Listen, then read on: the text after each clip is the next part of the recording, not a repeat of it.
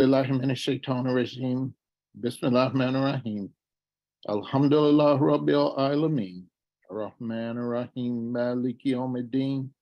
Iyyaka na'budu wa iyyaka nasta'in. Ihdinas siratal mustaqim. Siratal ladzina an'amta alaihim. Ghayril maghdubi alaihim waladdallin. Ameen.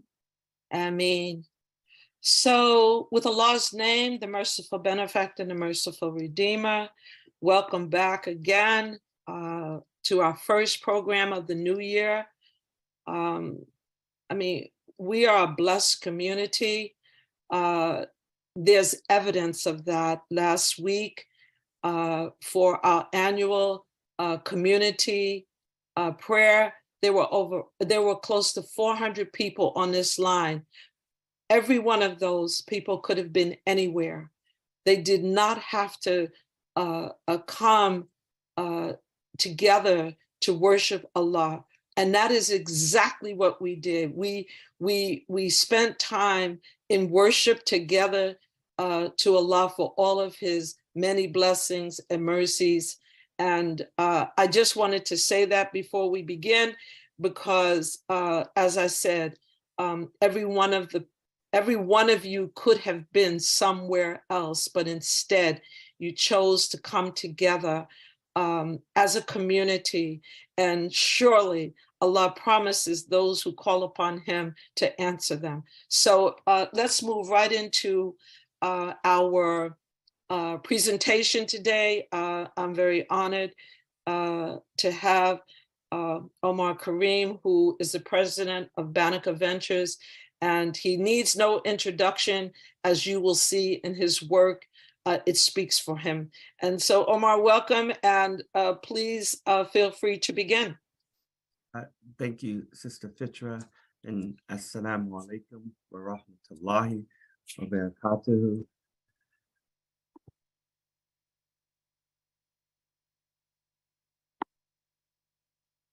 Give me 1 second, you all. Okay. I would like to say that Omar is a second-generation Muslim. His parents came through the Nation of Islam. You know, I'm always proud to say that. He has 2 children that are Hafiz of the Quran. Again, this is a blessed community. Please, when you're ready, Omar. Bismillahir Rahmanir Rahim. Wa ashhadu an la ilaha illallah wa ashhadu anna Muhammadan abduhu wa rasuluhu. With the name of Allah, most gracious, most merciful, I praise him and seek his assistance and beseech his guidance. I bear witness that there is no deity worthy of worship but Allah alone, and that he has no associates, and I bear witness that Muhammad sallallahu alaihi wasallam is a servant and messenger. All praise and thanks are due to Allah, who created creation so that they worship him. Whomever Allah guides, none can lead him astray, and whomever Allah allows to stray, none can guide him. The best of speech is the Quran, and the best of guidance is the guidance of Muhammad sallallahu alaihi wasallam. The most evil affairs are their innovations, and every innovation is a deviation. We seek refuge with Allah from the evils of ourselves and from the wickedness of our deeds. Praise be to Allah. May the peace and blessings of Allah be upon Prophet Muhammad sallallahu alaihi wasallam, his family, his companions, and the rightly guided now into the day of judgment. I'm very thankful as we start to Sister Fitrah Muhammad and Study Al-Islam to be here this morning to present on the creation of wealth through endowments for our community, through the development of the Clara on Martin Luther King Jr. Avenue in Washington, D.C.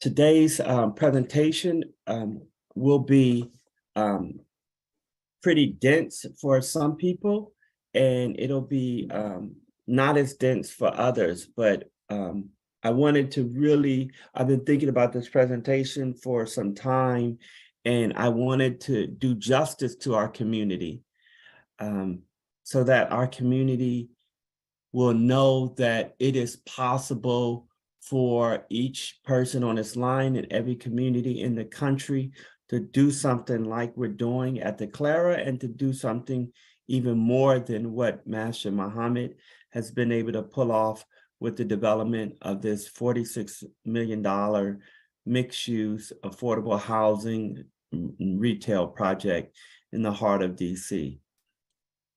Today, we wanted to go through kind of 15 different steps on what it took to get this deal to where it is today, and from having a background on the property, how the deal came about, the trust that it took with the masjid and the board that they gave to us, the meeting with the board. I'm gonna go into the deal terms.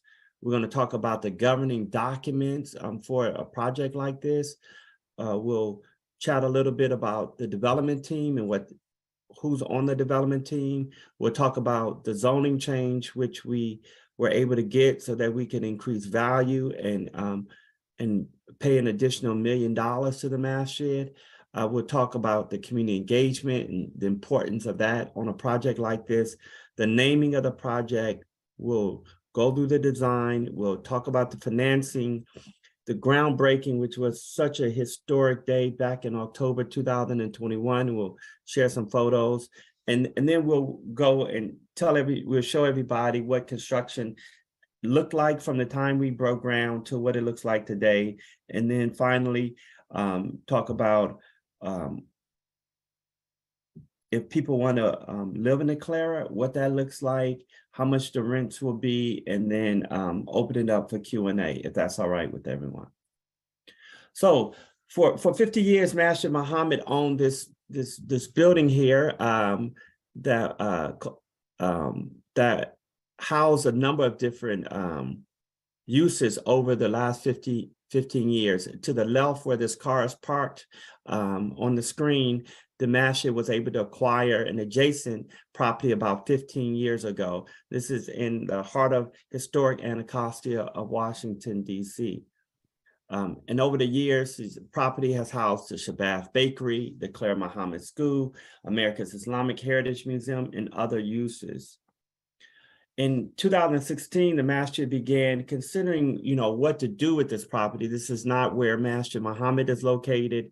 It's about a 10-minute, 15-minute drive from the masjid, but it did house the school, more importantly, over the years, as well as other uses. The masjid hired a development consultant who took the masjid through various iterations, and the masjid began considering offers from people. Unfortunately, no firm, in my belief, offered the masjid the true worth of the property. And this was around the time that we had an opportunity to get involved.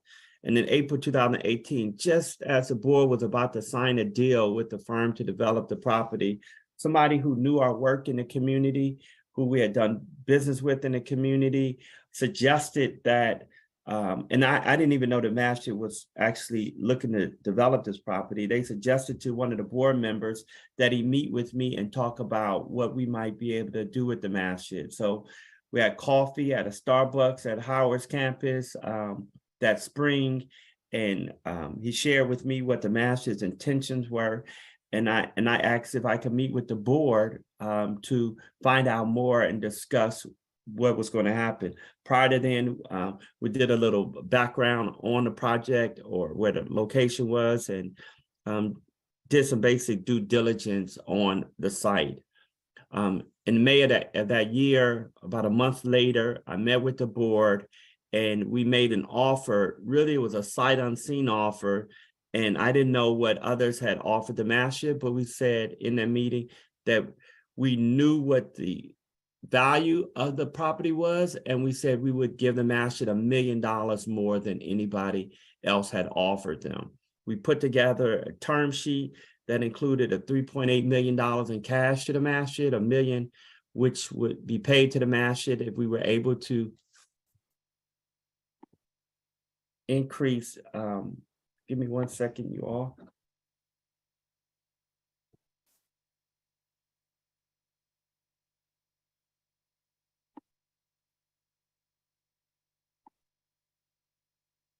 Sister Fitrah, did you have a question?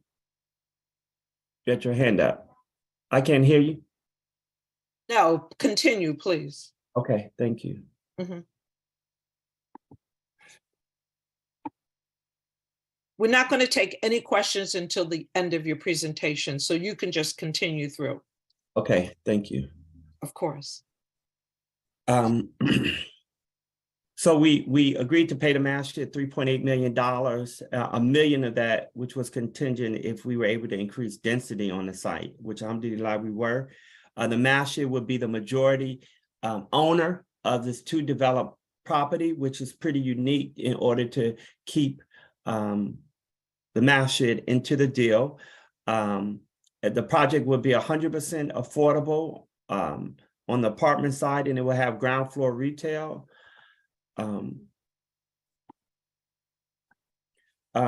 One of the other things that we put into the letter of intent with the masjid is that we would pay the masjid $10,000.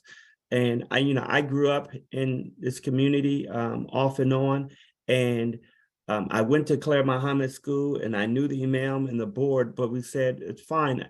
I might be your son or your nephew, and we might trust one another, but it was important for us to give the masjid, ensure that the masjid had legal counsel, right? And so we put in a deal that we would pay for the masjid to have legal counsel, not counsel of our choosing, but counsel of the masjid's choosing. And this is not something that the masjid asked us about or asked us for. We just thought it was the right thing to do. We also included in here a payment of $200,000 so that the masjid could have somebody on his team to represent his interests as the project progressed. This is something that an idea that we had that we thought was very important. The masjid's entity, which is called Medina Life, would receive 50% of the cash flow from the project over the 15 years that we would be involved in it.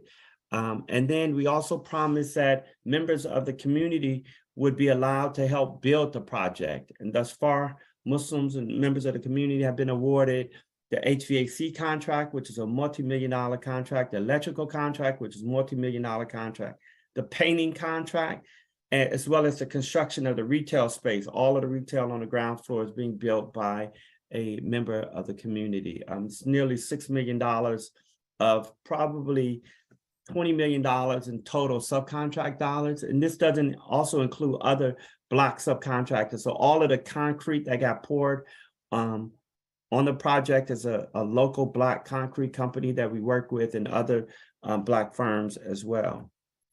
Two major documents really govern our relationship with Masjid Muhammad and their entity that I wanted to talk about this morning. One of them was this letter of intent. It's a basic non-binding description of what the deal terms are. And then there's another document that's about 15 to 20 pages, which really goes in depth in terms of what our operating agreement would look like. We spent about 5 months between the letter of intent and having an operating agreement in place. These were some of the dates, some of the major dates. And I remember coming in to meet with the board, going through page by page by page to discuss the operating agreement. And I think that was a really historic opportunity, because I don't think our community oftentimes has an opportunity to really dive in and to get, learn from an in-depth standpoint of what these deals look like. And then in 2019, a couple of months after we signed the operating agreement, we looked at the project and asked ourselves if we could enlarge the project. So the Clara Muhammad School and the museum was over to the left, and we were able to buy a building, this building that's in front of you right now, to enlarge the project. And we're able to get a grant from the city to help out with that, which was a really amazing thing, which added additional units and made the Clara bigger. This is our development team. So our company, Banneker Ventures, this is a photo of some of our staff who are working on the project. And over to the right is the lead architect from DP Partners, a Black-owned architect firm. To the bottom left is our finance consultant who we brought in, a Black firm that specializes in affordable housing in the country. And then our attorney from a major DC law firm who actually grew up not far from the project. She grew up in Ward 8, a brilliant sister who went to school in DC, wind up going to Stanford undergraduate school. I'm not sure where she went. Oh, in GW Law School locally, and she was our counsel, really ushered us in. So I wanted you all to see this picture, because when I looked at it and we put together this slide, I said, man, there's a lot of Black people on this screen. So the Masjid gave a Black firm like ours an opportunity. We gave a Black firm like this architect firm an opportunity, and then a Black finance consultant, and then a Black lawyer an opportunity. So it really describes how we could keep money in our community. This next slide was pretty powerful as well, because, you know, looking at it, we had all Black people financing the project. So we had Wells Fargo Bank, not a Black bank, but we had a Black banker. This sister is super dope, who worked on our project and gave us this opportunity. They financed all of the debt on the residential side, as well as gave us 16 million in low-income housing tax credit equity. The sister next to her is the only Black woman chief underwriting officer in Washington, D.C. She's with City First Bank. She's which is a $1 billion Black bank, the largest Black bank in the country, and they financed the retail component. And then this gentleman to the right is the CEO of DC Housing Finance Agency, which financed the bonds. And coincidentally, the sister to the left and the one in the middle are now working at the same place. Autumn Leatham, who was at Wells, she's now the deputy to the sister in the middle, which is fantastic. The next slide is just what we want to share. We got real active in the Anacostia community. Once we got involved in this project, we do give away hundreds of backpacks every school year. We do community cleanups here.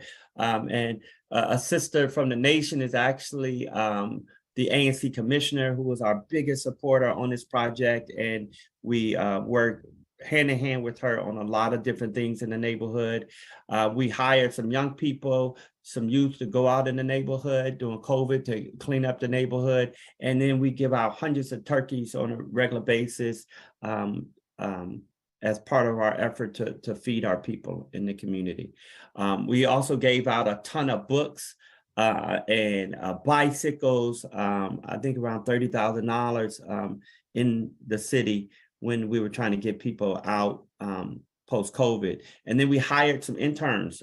These actually happen to be 2 Muslim youth in the community to come and work in our development and construction shop. Omar, before you move on, I think it's very important that you share the importance of this work in the community where this project is being developed. Absolutely. Thank you so much. I was going to skip by that, and that I should not have. No, that's fine. When anybody's working in working on a development, it's so important that you're not insular, right? So that people, so that A, people know who you are, and then B, when you decide to make a move like a development project, you can get the support from the community. In this case, there was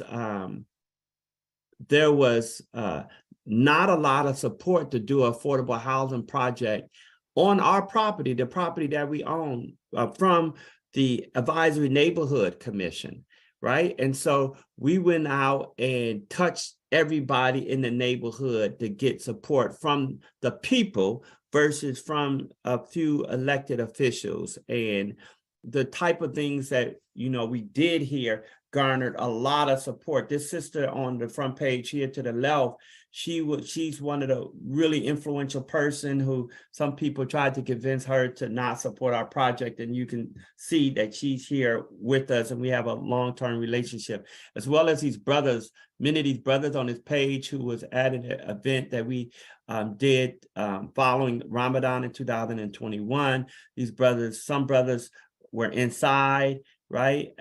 For people who know what that means, and others who were not inside, and they have a lot of influence, and they worked with us hand in hand on a lot of this work that we're doing. And I will share a little bit about what we did to door knock and other things like that as we go through. I want to just say that development is very disruptive in a community. And what Masjid Muhammad and Banneker did was put a very positive relationship. They created a very positive relationship between the Muslims and the general community. And so just look at the dawah that was achieved without us, the idea of beating people over the head or enforcing or forcing the religion upon them. This work spoke for itself. And I think that's very important, Omar, because development is very disruptive in communities, especially in marginalized communities. You make a good point. And you can give dawah at the same time. So when we gave these bikes out that you see this picture in, and it was like a lot of bikes, like hundreds of them, we bought our stores. We also gave out books to the neighborhood, books on Islam. We bought hundreds of books from that Ibtihaj Muhammad, the Olympian, did, and gave them out in the neighborhood as well, right? People were crying, they were happy, they were just like, who are these men? And more importantly, we had men go out there and hand them out, and which our community rarely sees.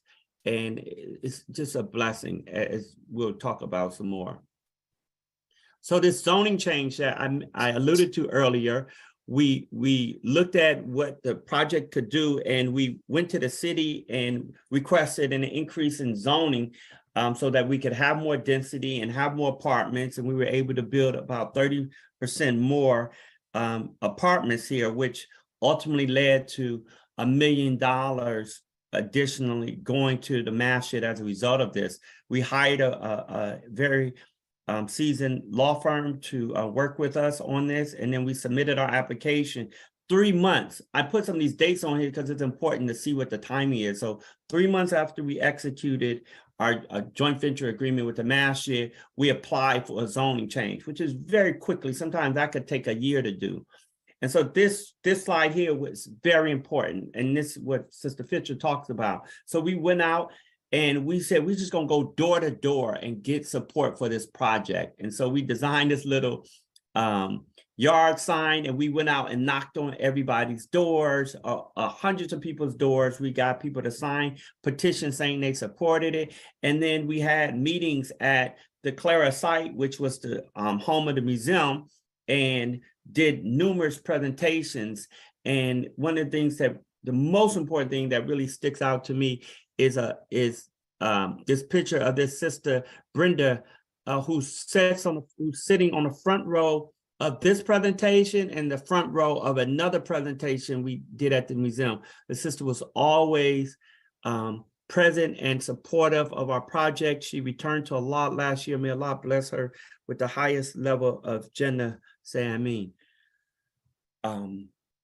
And we have people here. This is Judge Hassan Al-Amin, who a member of the board and had a lot of historical context behind the site. He was able to really share some context about the project. And so this is another very important picture. If you look here, we bought T-shirts for the project. We support the Clara shirts, and we packed out all of the rooms every time that we went to these meetings. And so like 6 months, 7 months after we submitted our zoning application, we received unanimous approval from the zoning commission to change the density in our project, alhamdulillah. I want to stop you again here in this picture, because I think it's very, very important that those on the line understand that many of these people that are sitting in these rooms are from the community itself. And I'm going to again say the marginalized community, but many of these people are Masjid Muhammad community members. So this was there was a huge support and buy-in from the community. So those of you who are listening, when you're doing developments, it's really important that you support the project. These are all Masjid Muhammad communities. Here is Imam Talib sitting in the front. As he said, the sister who returned to Allah, may she be forgiven her sins. Here's the brother over Mava. So here's a brother from Baltimore. So this was a community effort. And that's real important, because the masjid, when they're doing these kinds of projects, they need your support. Absolutely. And I, Sister Fitrah mentioned Brother Safir Rob, Imam Safir Rob, who's on the front row, who's from a different community outside of Masjid Muhammad. I mean, when I say different, I mean he's from 50 miles away, right? And one of the things that I'm most proud of, if I could be proud of anything, is that this project brought different Muslim communities together and different marginalized communities together, like communities, people who had not been to Masjid Muhammad in 20 years, maybe 30 years, right? They're from other different communities in Maryland. They from other communities in DC, right? They hadn't, gone to Juma at Masjid Muhammad, not doing any of the programming, but they protected us, right? When people tried to shut the project down and tried to shake us down, they stood up and said, this is the Muslims, and I will not allow anybody to do that. And this is why a Safir Rob would come all the way from Baltimore to support this project and to bring other people from Baltimore to support this project. This is why people, you see the brother with the blue suit on in the back, right? He's not from Masjid Muhammad, right? He's from a community out in Maryland, but he had a lot of influence in the city and in Ward 8 and around his community. And he supported us to make sure that nobody shook our community down, which happens a lot on projects like this. Also, I have to mention that one of the members and the people who we are presenting to right now is called the Advisory Neighborhood Commission. They have great weight in Washington, D.C. Our biggest supporter on that board is an active member of the Nation of Islam, Sister Holly Muhammad. And not only was she our biggest supporter, but she pressed me out and forced me to really make a deal work to bring back the America's Islamic Heritage Museum. And when it was very difficult financially to do that, she said we need to keep the Muslims. She didn't look at this as a nation thing and a non-nation thing. She looked at this as a Muslim thing, and she has been our biggest supporter. And so you could bring various different Muslims communities together is, I think, the point that Allahu Akbar, that was said. And I'm getting some excellent counsel here as we've gone through, and I'm gonna show a picture later today at the groundbreaking. But the council member who is the council member for Ward 8. There's 8 wards in Washington, D.C. One of the wards is Ward 8, where the Clara Project is. The council member, his name is Trayon White Sr. He came to the groundbreaking, and he used to stop by the museum and get counsel and other things like this. 2 Fridays ago, he took his Shahada with us. Allahu Akbar. Allahu Akbar. He took his Shahada, brothers and sisters, right? The brother in the blue in the back, who's one of his homeboys, right, had been giving him dawah, and he took his Shahada, right? I was there. He texted me and said, look, I'm going to take my Shahada. Why don't you come through? And then we sat with him afterwards for hours and have been working with him over the last week, alhamdulillah. So, we all know if you just help one person become Muslim, right? Can we imagine on the day of judgment, right, when we all are going to need shade? Okay, I'll go on. So, but I think it's very important that you understand that this is a partnership. These types of development projects are partnerships. And this is why it's so critical that we have people in government, because what he was saying about the sister, she's an ANC leader in this community, and it was her work and her representation that helped to move this project along and remove some of the stumbling blocks that could have been or hindered us from being able to move forward. And so I think the most important point here is that this is a partnership between many entities in the community that achieve this level of success. Please go on, Brother Omar. Okay, and then the final thing I'll make, because we have supporters on the ANC, right? They have their own little text group, and I'll share this with everybody. They text everybody. We got there about 30 minutes or an hour before the meeting started and took all of the seats, as you all could see, right? We were sitting on the floor, and they text one another, and they was like, look, the Muslims are in effect. So they were, in fact, scared to not do the right thing. And they did the right thing. They unanimously supported us, I think in April or March of 2019, which led to our unanimous support from the Zoning Commission. So I wanted to just move on and talk about the importance of the naming of this project. We named the project the Clara on Martin Luther King Jr. Avenue, who you all already know who Sister Clara Muhammad is, but who ranks amongst one of the most influential women in American history as a pioneer of community service, homeschooling, and Islamic education. And the Clara Muhammad School, which was housed at the site, educated thousands and thousands of people, including folks who are actually a company by the name of Peppermint Paint is doing the painting at the Clara, right? They have the painting contract, and Brother Muhammad children attended up through 8th grade, and now one of their sons run We Love Black, We Buy Black.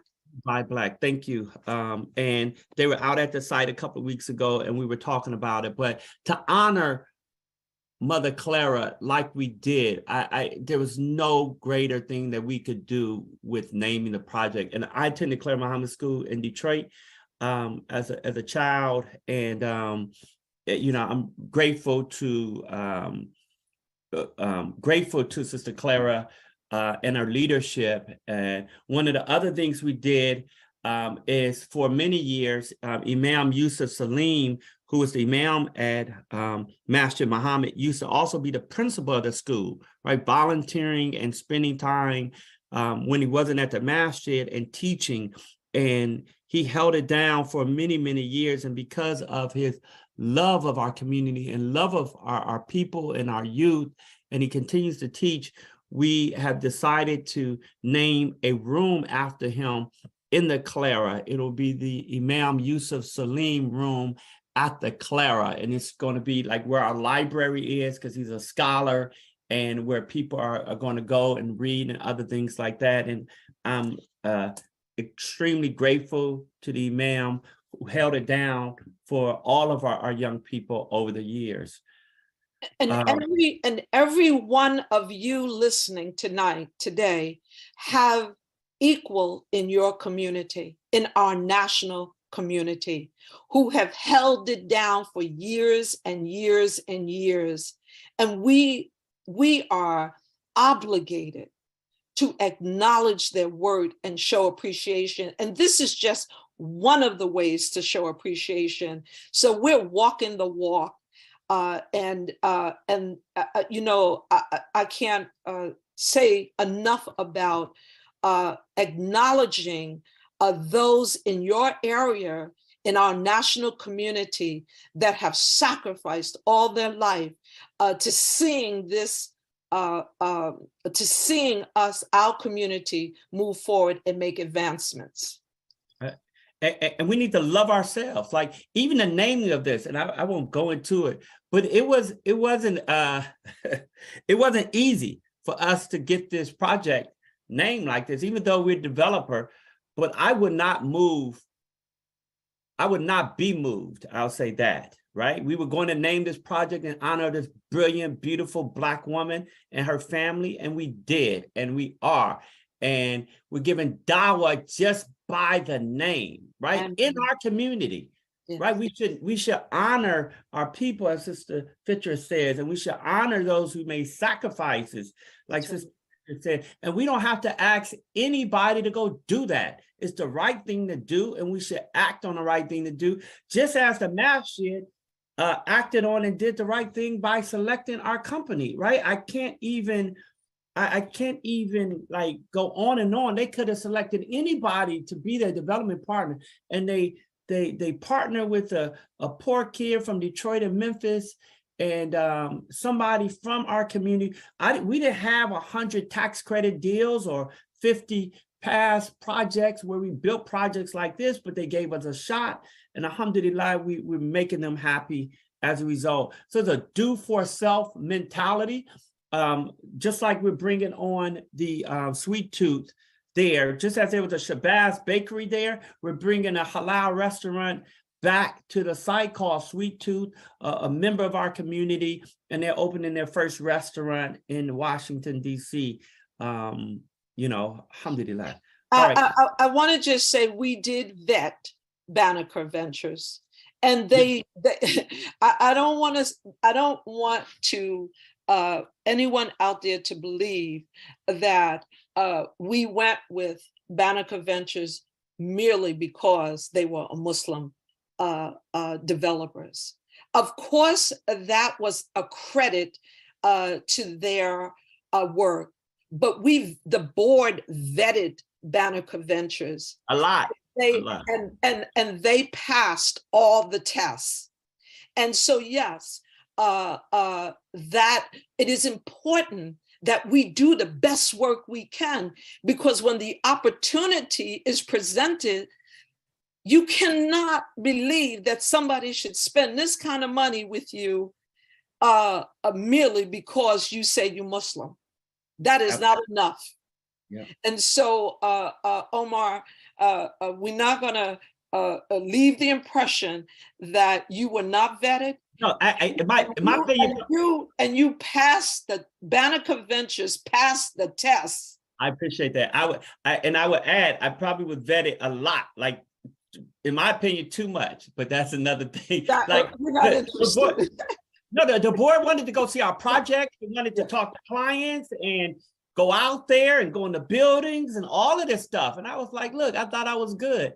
And it wasn't like that. It was yes, definitely. We asked for letters of reference from other projects that he worked on, but he was ready. He had been doing the work. And so Allah blesses whom he pleases when he pleases. And the only thing I raised is that, like, for real, we were given an opportunity. Absolutely. Like, everybody that the master was considering had a lot more experience than we did. That's the point. But the master trusted us and believed that we could step up and handle this large project on our own as the main sponsor. It was a big trust. We had done some work in the past, a lot of work in the past, but this was our largest multifamily project, our first tax credit deal as a sponsor by ourselves, and the master trusted us, right? So that's really what I wanted to. And as a result, we trusted a Black design firm who had not done as much as other people. We trusted a number of other folks, and we have to give our people an opportunity. They got to be ready, and we need to help them, and we need to grow them, and all of those things. Let me keep going, because I'm gonna run out of time. And okay, please. Okay. So we hired this design firm that we talked about. We have studios, 1 bedroom, 2 bedrooms, 3 bedrooms in the project. And alhamdulillah, this is what the Clara is going to look like. This is a view from Martin Luther King looking southward. So we have the museum on one side, we have retail and restaurants, and then finally the residential on the other side.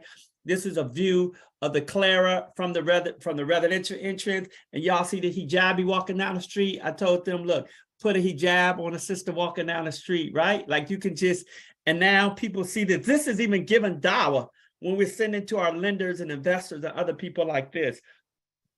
Alhamdulillah. This is a view from the rooftop. We have a green roof, and we'll have a rooftop deck there. So we'll have events there. And alhamdulillah, we're having a roof topping ceremony on Tuesday on this roof, right? Because we got the roof on the building.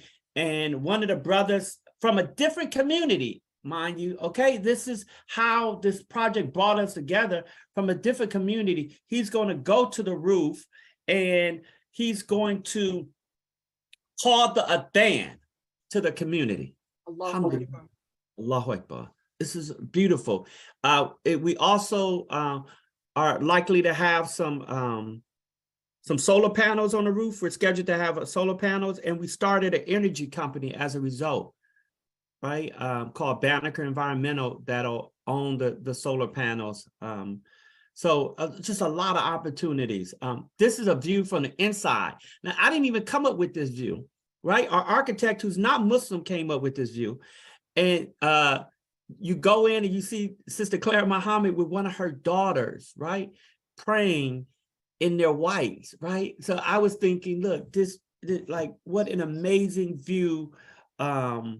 What an amazing view to have people who not Muslim, who live in this building, to see somebody covered up, right? To see somebody with dignity and respect with one of her daughters and praying, alhamdulillah. So this is what we're looking to do for the interior. And if I might go back to the Banneker Environmental, that company, and as well as the ownership of the retail, is owned by children in our community. And so we set up an LLC so that our children will own that entity and not have us own it. We wanted to create wealth for the next generation as well. Finally, the last thing on the design is the entrance to the Clara. It was designed by, again, inspired by our architect. Allah inspired our architect to design the entrance to look like the Kiswa at the Kaaba, alhamdulillah. And I really want to send a shout out to Sophia Robb, who gave us inspiration on the narrative, because we had to submit this when we applied for financing, and he really helped us out there in describing, the cloth and the importance of it. And I was in Mecca a couple of weeks ago and had the great honor of going around the Kaaba and touching the black stone. Touching the Kaaba. And our goal was, we joke, we're saying people are not going to make tawaf around the Clara, but we certainly want them to come to the Clara and view this beautiful building that's designed in honor of the Kaaba and the Kiswa, and to bring people together. Just as the Kaaba brings people together, the Clara has brought Muslims together in Washington, D.C., just as the Kaaba brings Muslims together all over the world. And it's not just bringing Muslims together, it's bringing a community together. That Safir Rob is in our national community. He happens to live in Baltimore. It is reaching across borders, cities, and it's creating partnerships between us based on our qualifications. And so this project is bringing a community of people together, because not only there will not be just Muslims living in this building, but there will be non-Muslims living in this building. The building is open to anyone who meets the criteria to live in the Clara. So I'll kind of go a little fast. So the building is broken up into two components. There's a residential ownership and the retail ownership. The residential ownership is a pretty complex finance deal structure. And the retail component is pretty basic, right? And it's just a small retail space and has one lender associated with it. But because we were putting a local Muslim-owned restaurant, which can't afford a lot of rent, and this is in a up and coming neighborhoods, so you can't charge a lot of rent. We had to go out and find subsidies, and we were able to get $1 million to underwrite that retail space. During the financing process, we met with a half a dozen different lenders. We decided to go with Wells Fargo, which financed a construction loan for the residential component, and it's doing a permanent loan with Freddie Mac. And they also gave us $16 million in low-income housing tax credit equity. You know, as we talk about this, you know, I'm certainly open to doing hosting a summit or a meeting or something to replicate this idea nationally and figure out a way to provide best practices to our community. The other thing that's really important for a tax credit deal is there's always gap financing that's needed for a tax credit deal, because you have less revenue coming in because you have lower rents. And so we were able to go in and apply during the funding round in 2019, and in 2020 we got awarded $30 million between Housing Production Trust Funds, which is the gap funding for affordable housing projects in the district, as well as $16 million in low-income housing tax credits. Alhamdulillah, such a beautiful day. I think it was on a Friday we got awarded it. I remember the email came in, and I just went into sujood and was just so happy, overwhelmed that we were able to compete for that, because it's competitive financing, and get awarded that.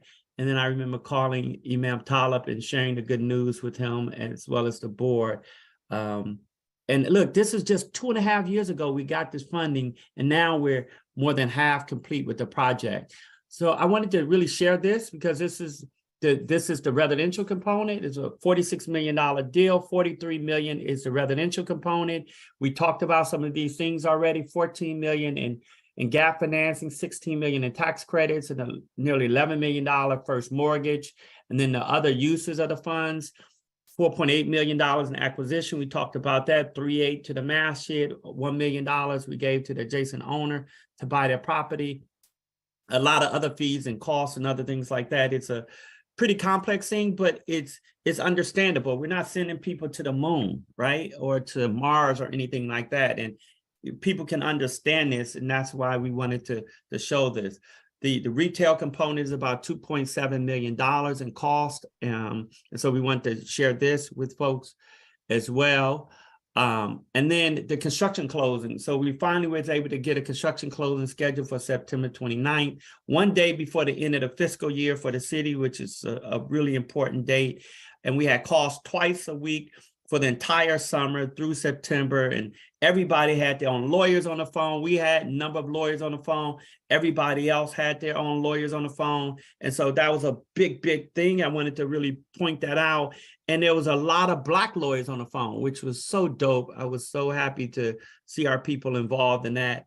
And then there was an endless paperwork. So I put this on here because we wanted to show what it took to get a deal done. I am a lawyer. I'm a trained lawyer by background. And so that helped that we were sponsoring this deal and understood a lot of the deal terms. But there was just so much paperwork. I remember inviting the ma'am up to the office to sign some of the paperwork, and there was stacks and stacks and stacks of paper that you have to do when you work on a complex project like this. But alhamdulillah, we got through it. Pages of paperwork, financing agreements, bond purchase agreements. I highlighted two key things here. One of them was real complex. One is not as complex. This preliminary official statement. This is a super important item because there was what's called Clara bonds, right? The Clara Martin Luther King Jr. Avenue. Clara bonds that was sold to Wall Street for this project, right? And this document governed the sale of those bonds. And I think a bank out of Hawaii bought all of the bonds like on the first day that they were issued, which is financing this project.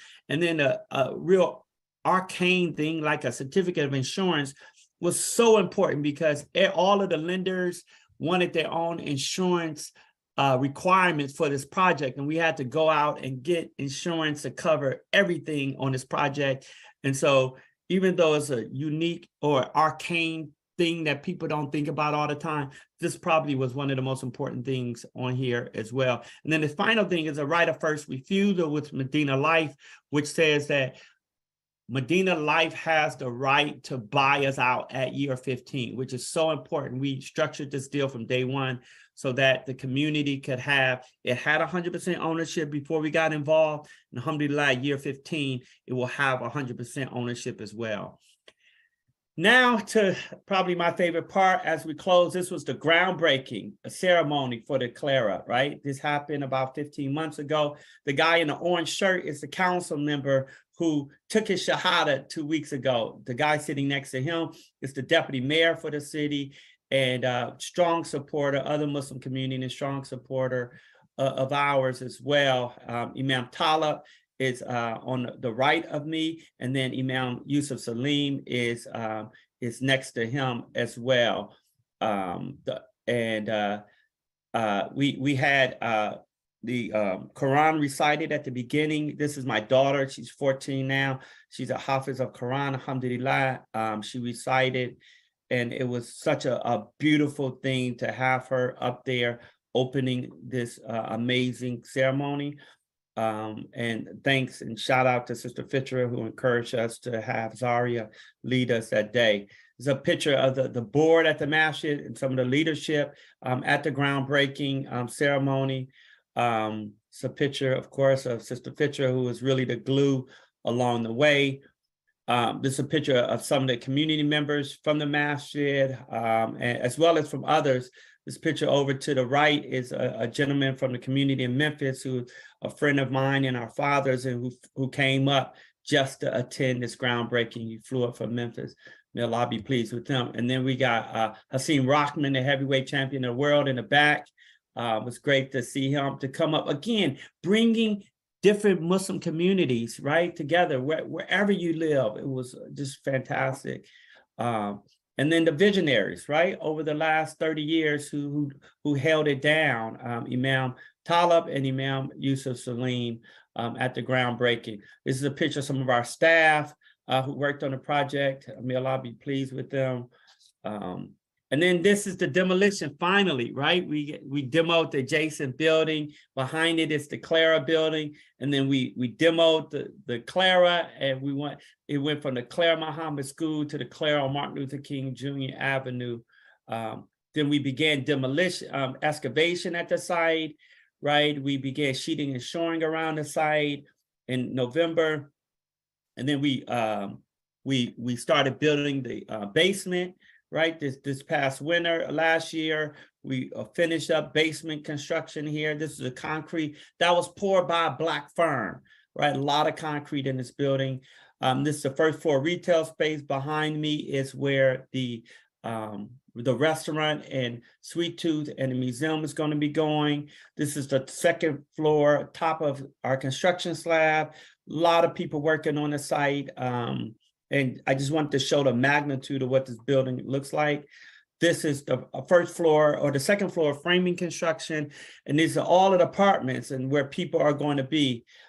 This further courtyard construction. And this is a framing construction a couple of weeks ago. This is what the Clara looks like today. It's 6 stories, 1 level of underground, 1 level of retail space, and 5 stories above it. This is a picture of what the Clara looks like as of last week in the from the back view. This is a roof construction. Can you imagine what the views are going to look like? This is a beautifully designed project. And then this is where the Than will be called on the roof next week, inshallah. Finally, I wanted to talk about, who wants to live in the Clara and what that would take. And so the Clara is an affordable apartment community, right? Because it's the way it's financed, all apartments have maximum income limits, right? If we have 1 bedroom, 2 bedroom, and 3 bedrooms, and rents for the 1 bedrooms are $1,335, $1,601 for 2 bedrooms, $1,850 for 3 bedroom units, and then finally, we wanted to talk about kind of what the next steps are. We expect to finish in August, And with move-ins in October, we are going to prioritize members of the Masjid Muhammad's community who are interested in living in the Clara. And then we encourage the Masjid to really open an endowment fund so that cash from the project will go to this fund to support the Masjid's long-term operations for years in the future. Now I'll open up to any questions that anybody might have. Can you know, I want to just say, we cannot be afraid to believe that Allah is with us and we can achieve these kinds of successes. What we have to do is know that there's no one person that leads this kind of and achieves this kind of success. We have to learn and work together and call on those who are most qualified to advise us. And we can achieve this kind of these kinds of projects. Brother Brian, take yourself off mute and please ask your question. Assalamu alaikum. Good morning, everyone. My name is Brother Brian from Baltimore, Maryland. I'm a member of the Muslim Community Cultural Center in Baltimore. And I'm really excited about this project because I work at Ballou Senior High School and right up the street. And I teach history and government and all those kinds of wonderful classes. And I'm really excited to get my students involved in understanding this project. I've just finished teaching about Kwanzaa. And this fits into every aspect of Kwanzaa that we can talk about. Some of these pictures I'll be sharing with my students next week. But my question that I have, I heard you talking about the ANCs and the zoning commission, but has the mayor's office or any parts of the mayor's plan of people, the deputy mayors chimed in on this, and how is the mayor's office and the rest of the city council, if the DC council, if they have any involvement in this, what has been their involvement? Because I know that part of Southeast, right across the bridge. Yeah. So it's transitioning. The city has been incredibly supportive of the project. The mayor's office has been incredibly supportive, the deputy mayor's office, all of the city agencies. They spoke at the groundbreaking. The city was responsible for, the award of the gap financing that was needed for the project. We're one of a number of firms that received gap funding. We got, various different grants as part of the project, the council's office of support. So, because the Masjid have been working in the city for, 75 years. It garnered a lot of goodwill. And because our firm had been working in the city for 18 years, we've garnered a lot of goodwill. And because all of the other people who supported this project have been working, it was automatic, and because we do great work, right? So, everybody's been supportive on this. Not everybody early on, but certainly the mayor from day one, the deputy mayor, the director of DHCD, the director of DC Housing Finance Agency, all of the other agency folks, Office of Planning, Zoning Commission, all of the city folks have been incredibly supportive. We could not have got this done without a team effort. And I want to add to that.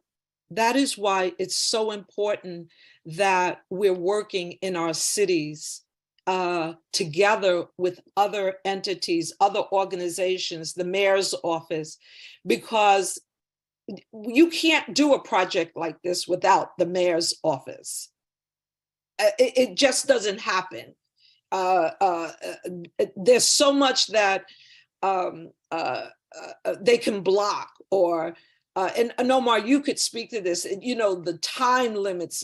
Omar mentioned how we got approval so quickly. And that's because of the work that's been ongoing in between Masjid Muhammad and the mayor's office, between Banneker and the mayor's office, or the city departments. So you don't get projects like this passed without working in conjunction with the city government. Linda Malal, please ask your question. Assalamu alaikum, dear believers. My question is, are we still seeking photos, pictures, and portraits to decorate the Clara? Sure, thank you. So Aliyah Muhammad, who's working on an effort, I believe she still is looking for different things to go inside of the Clara. She is looking for artwork. And if you're an artist and you want to submit any artwork, you can send me your email and I can forward it to Aliyah. If she's on the line, I believe she's on the line. If she could raise her hand, we could give her a few minutes to speak to that. Muhammad. I really don't have the time for her, but they could just send the information to you, probably. Okay, then that's perfect. Muhammad, please go ahead and ask your question. Yeah, assalamu alaikum. Good morning, everybody. I got a real quick question. The rentals for the to live there at the Clara, how long is the lease agreements for? I think it'll be probably for 1 year, and then they re-up every year, 12 months. Thank you. Sister Matala, if we can, let's see. Go ahead, Sister Matala. Assalamu alaikum. Thank you, brother, for your beautiful presentation. The question I have going to the rents, the people in the surrounding neighborhoods, will they be qualified to pay those types of rents? Or would there be allowances for like Section 8 or some kind of agency helping so that people don't come in and gentrify the area? Good question. So the project accepts Section 8 vouchers. So anybody that has a voucher, it could be a Section 8 voucher, it could be a senior voucher, it could be anything like that. We set the project up so that it's 100% affordable with income limits. So if you're making 200, 300, 100, whatever the case might be, you do not qualify to apply to live in the Clara. Alhamdulillah. Shukran. Thank you.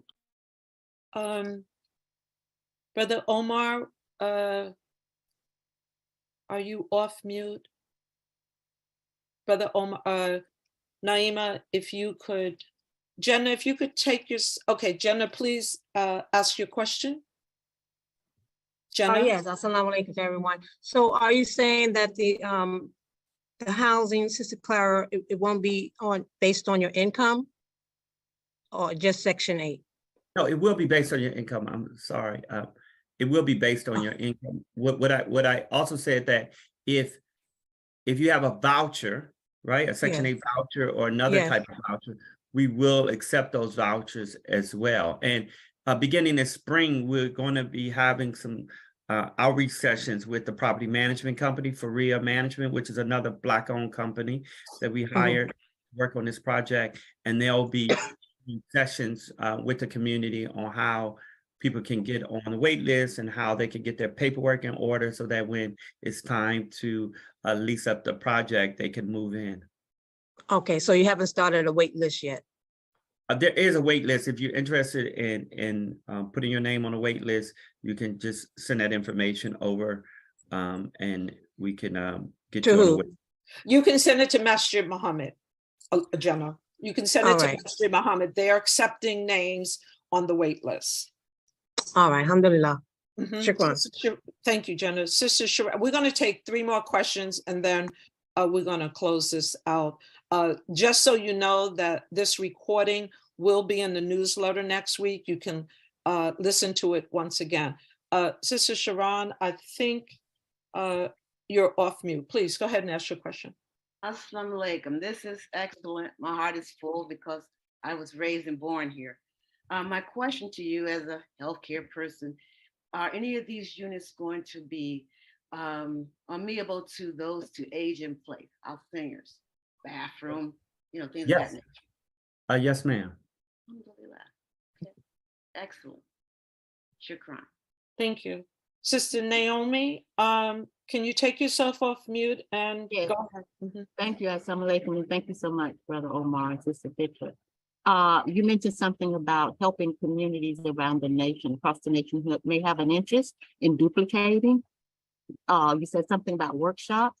Do you have any a schedule or some kind of calendar or something when you're going to start these types of presentations? That's a very good question. Thank you for this question. People have been calling probably Sister Fitrah and maybe the Imam and myself and Sophia for the last couple of years. And we do not have anything scheduled yet. I'll say that the Christian community really stepped up really fast after the Clara was announced. And I've been in more churches over the last 3 years, right, than in my entire life. And we're actually working with a number of churches in the city, including a block from the Clara to redevelop their site. And, in Brooklyn.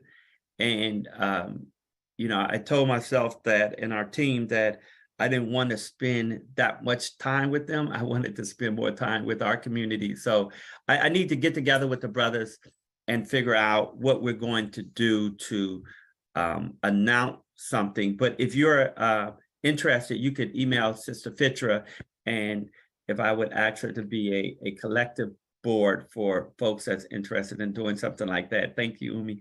And we do have what's called collective chapters in a few cities around the country, and they could help out with this effort. I see Imam Yusuf Salim on the line, and I want to just give him a big shout out and an appreciation to his leadership. When we were at Howard, we used to come over to Masjid Muhammad, and he held it down and continues to hold it down for so many years. So thank you, Imam Salim, for all that you do for Washington and for Muslims across the country. May Allah shower you with his mercy. May Allah protect you. May Allah guide you and your progeny now until the last day. I do want the community that's on the line, especially our business community. I am really pressing Omar to develop for us, to offer us the opportunity to become investors.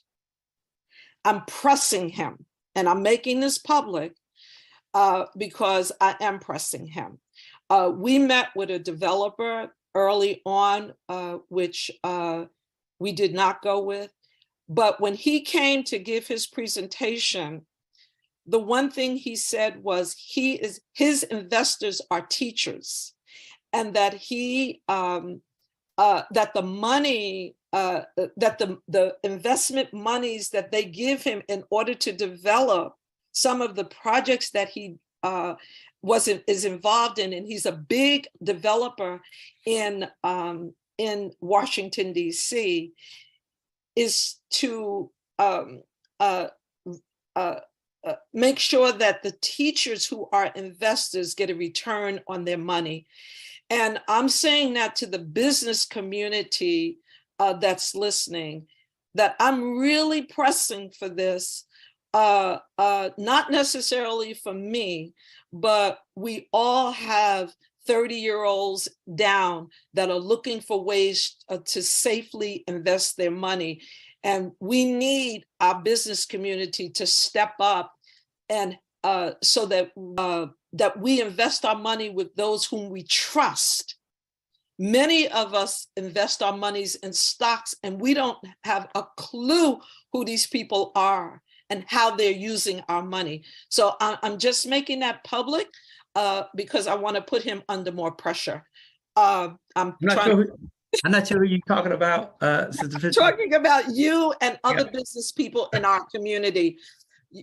We need you all to step up and give us investment opportunities, so that those who are investing in stocks can see projects like this as an opportunity to invest their money. Yes. That's why we're depending on the business community to come up with those models. Ray Sharif, 5 more minutes. We're going to go to 8:15 for Ray Sharif. Ray Sharif, you're off mute. Please ask your question. So while he's doing, I know there's a number of other people across the country who've been talking with different massages and supporting them and have stood up some level of infrastructure to partner with. And so there's a number of Muslims around the country who at various different levels. And, I would encourage people to, reach out to them or reach out to whomever, right? Like I would say one of the key things is to find people who you can trust. Yes. Because everybody in our community who say they Muslim aren't trustworthy. That's right. Which is very sad, right? Like, I mean, the Mashia was caught up, I had a very bad deal on a number of projects.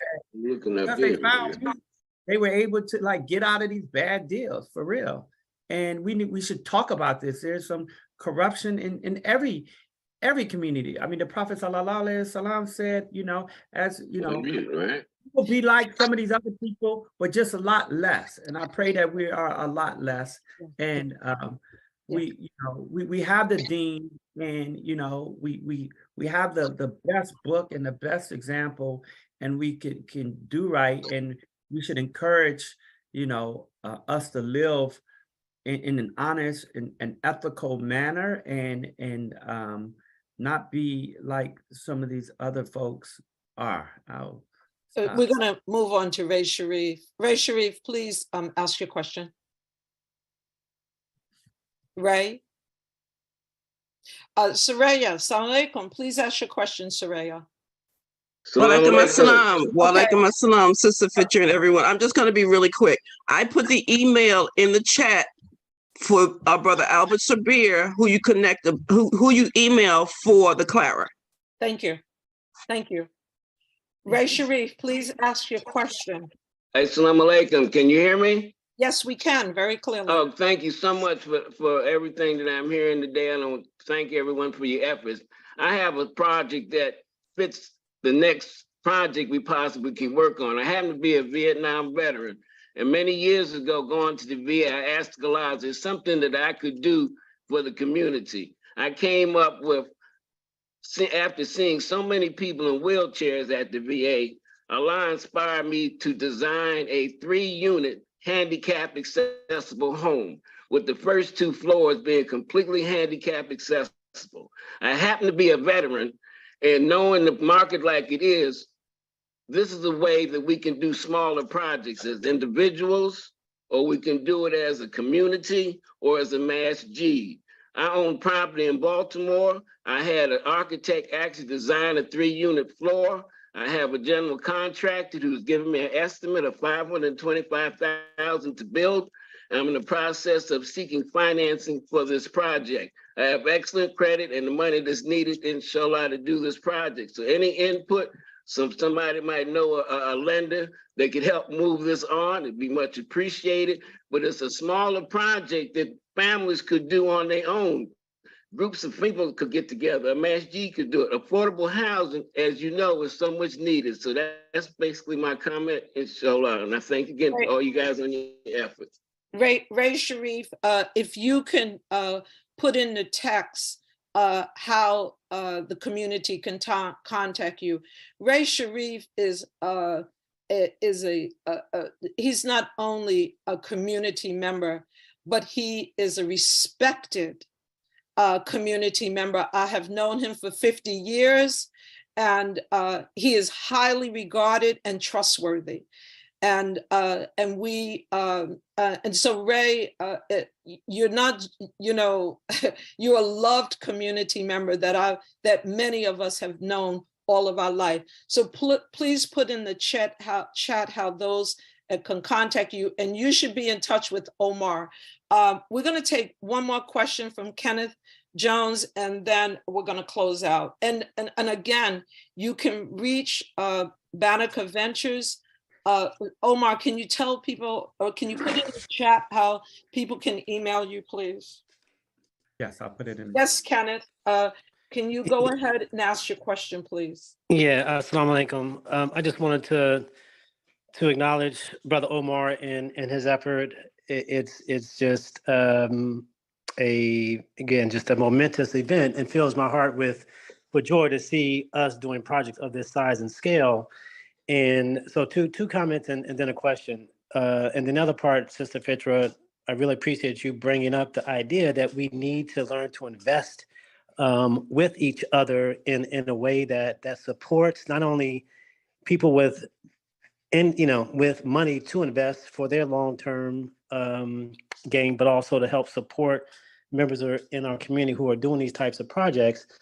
But Brother Omar, I would be open to assisting on doing something on a national basis. I do affordable housing development in the Bay Area, California, and working on probably 500-600 units, primarily with churches on church-owned land that is under the umbrella of a faith and housing initiative by the local Initiative Support Corporation, LISC, and I'm sure you're probably familiar with them because LISC and Enterprise are, I think, both national financial intermediaries. But I just wanted to give one example, and then I do have a question, Fitrah, and I'll get to it. Brother Kenneth, I'm gonna have to ask you to ask your question because we're running behind time, but okay. But you and Omar, but first of all, thank you for taking the time to share that information with us. And if you can be in touch with Omar, that would be a better, just so I can get the questions. Please, Brother Kenneth, forgive me for cutting you off, but please ask your question, please. Please. So the question is really, brother, for Brother Omar, do you have projects particularly affordable where you have private investors? Or is it all public funds and bank funds? We do have projects that have private investors. We're working on two of them now, one in downtown Washington on 16th Street Northwest, and another one a half a mile outside the district at one of the metro stations. Okay. But Brother Kenneth, I sent you my contact information via the chat. I will be in the Bay Area on Wednesday and Thursday. If you're around, maybe we could grab coffee. Okay. Allahu Akbar. Okay, alhamdulillah. Yeah, I'll email you and we'll make something work. Perfect. And this is how we grow. We work together and Allah will bless us in our efforts. So with that, I want to say thank you, Omar. Yes. I before we leave, I see Sure. that Talib joined. It was on the call today, and I wanted to really express my sincerest appreciation to him and his leadership and the leadership of the board for giving a poor kid like me in our company an opportunity to work and support the masjid on this endowment project. I didn't know the imam like that 4 years ago when we began working on this project, and he could have selected anybody, much larger firms, to work on this project, and it means a lot. And when I chat with the imam, I often mention it to him, but I wanted to publicly acknowledge him and publicly acknowledge the leadership of the masjid for giving us this opportunity. This led to so many other opportunities. We're working on $750 million worth of development, right? But this was our first deal, right? When we started doing a lot more housing development, and he gave us this opportunity, and the board gave us this opportunity. And I know it was a difficult decision for that to take place. So I want to recognize him in front of these 200 folks on the line across the country. And it is a recognition of doing for self, right? And the board did for self and invested in with somebody in our community like us. And I could not, and my family, what it has done for our family and others. People he won't even know, will never meet, people who have these contracts now. And if somebody else would have gotten on this project, they would not have had opportunity to work on these things, whether it's the concrete folks or the painters or the HVAC or the electrical. So thank you all for standing up and holding it down for all of these years. Both imams and everybody that ever put $1 into keeping the property, paying the property taxes and the electrical and everything, the bills and everything like that. And I I want to attest to that.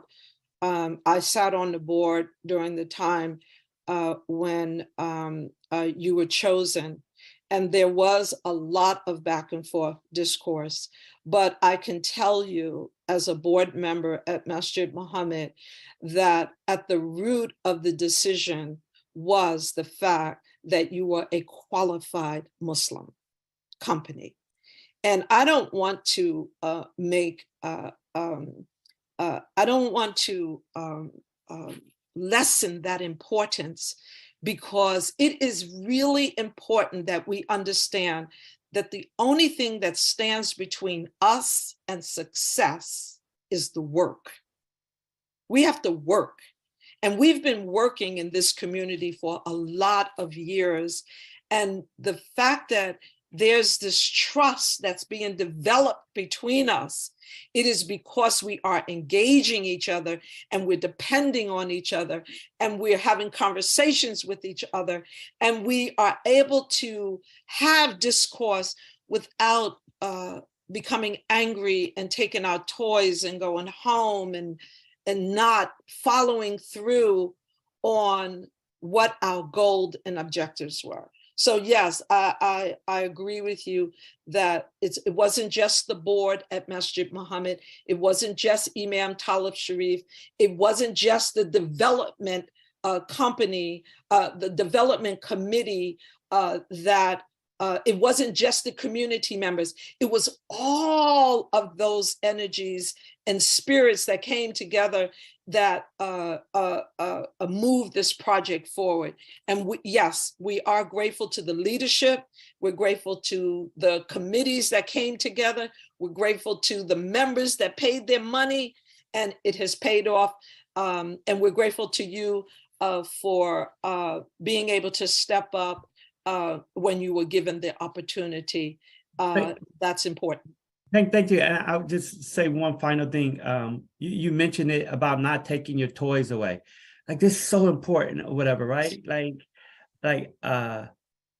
Unfortunately, I have a huge ego, right? Especially at times. And if not for the good counsel of, folks like Sister Fitrah, for real, and folks like, Sister Coffee, who's the CFO of the masjid, and Brother Albert Sabir, and everybody, everybody. I don't want to start naming people, yeah.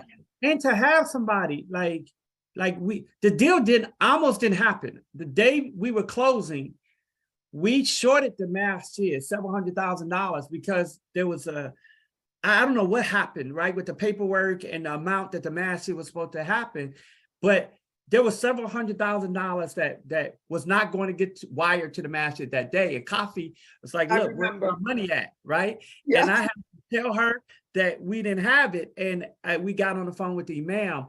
And I've had several difficult conversations in my professional lifetime. This was a very difficult conversation. I did not want to have it with the imam. And there was two options that I gave the imam. And I said, look, imam, we owe you this money. I'm not sure how this happened with the shortfall, but we could do two things. Either we cannot close, right?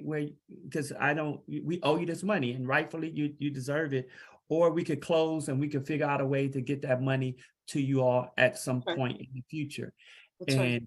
He was so kind to the little brother like myself by saying, fine, we'll work that out later. And he didn't have to. We had a paper and it was documented, and we owed the masjid the money. And one of the things I said at our first meeting is that there's a lot of things that's going to happen, including things are not going to go the way that they want to go. Exactly. A lot of good stuff going to happen, right? And a lot of stuff happened that's good for our community and support and everything like that. But this is an example of something that didn't go as we planned, and he had grace. And that further brought us together, and I'm grateful, for that. Coffee was doing her job. Like, no, this is the money you need to wire us, Omar, or we not closing.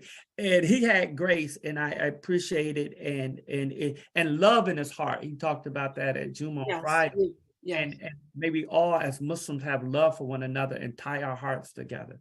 Allah tells us in the Quran that we should think better of each other. And when we do that, we find ways to work things out. And that is exactly what happened, what Imam Talib did. He moved forward on that premise that you had proven yourself to be trustworthy. And that was a chance that we took. We moved forward in the effort to work together. And that's what we have to do. We have to close. So, because we can go on and on and on. I can't close without allowing Sister Zarina Shakir from San Antonio. And then she's going to be our last question. Sister Zarina, please ask your question. You're so kind. Thank you, Sister Fitrah. And we love you and all the work you're doing. Just this is in regards to the summit. And it's just a suggestion that when creating the summit, that it have different levels depending on where the masjids are at. Some are just beginning, some might be further along. So I just wanted to throw that out for consideration. Thank you. And I know that you're building the summit. And I know that you guys are in San Antonio, the community there is presently engaged in development. Yes. Yes. I'll have to say this, out of everybody that's on this call, like I was born in San Antonio, so I have a special place. What? Like anytime, right? Yes. Because I was, Please, yes. Okay. All right, that's all. Again. Thank you again. Dr. Ramadan, if you could, Omar, close us out in prayer, please. Rabbana atina fid dunya hasanatan wa fil akhirati hasanatan wa qina adhaban nar. Oh Lord, give us good in this life and give us good in the next, and save us from the torment of the fire. Amen. Amen. Thank you so much to everyone. See you next week, inshallah. Assalamu alaikum.